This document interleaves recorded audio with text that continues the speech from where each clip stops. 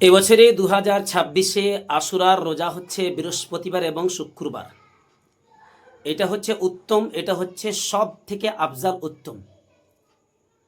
রাসূলুল্লাহ সাল্লাল্লাহু আলাইহি ওয়াসাল্লাম তিনি বলেছিলেন যে ইহুদিরা আনন্দ প্রকাশ করছে, হযরত মুসা আলাইহিস সালামকে আল্লাহ সুবহানাহু ওয়া তাআলা ফিরআউনের হাত থেকে পরিত্রাণ দিয়েছিলেন, সেই জন্যে তারা রোজা রাখছে 10 মুহররমে। আমরা ইনশাআল্লাহ বেশি হকদার রাখি, তাই ইনশাআল্লাহ আল্লাহ যদি চায় আমুল মুকবিল অর্থাৎ আগামী বছর আমরা কি করব, 9 মুহররম এবং 10 মুহররম রাখবো। অর্থাৎ আশুরার যে রোজা আছে সেটা আমরা একদিন আগে রাখবো, অর্থাৎ 9 তারিখ এবং 10 তারিখ, মুহররম মাসের 9 তারিখ এবং 10 তারিখে।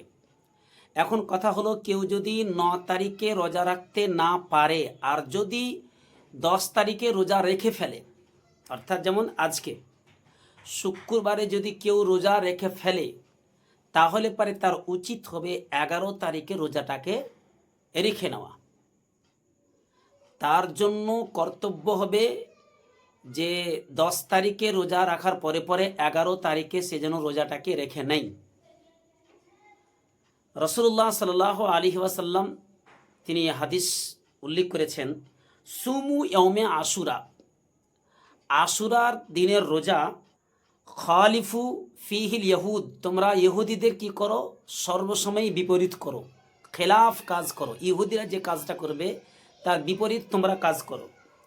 ওয়াসুমু কাবলাহু ইয়াওমান আও বাদাহু, আল্লাহ রসুল বললেন তোমরা একদিন আগে এবং পরে রাখতে পারো। তার মানে 10 মুহররমে যে রোজাটা রাখবে তার একদিন আগে রাখো কিংবা পরে রাখো।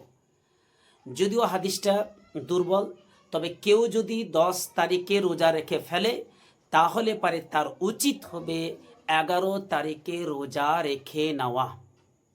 আবার শুনেন, কেউ যদি 10 তারিখে রোজা রেখে নেয় মুহররম মাসের 10 তারিখে, তাহলে পারে সে যেন 11 তারিখে রোজাটা রেখে নেয়, সব থেকে ভালো হবে।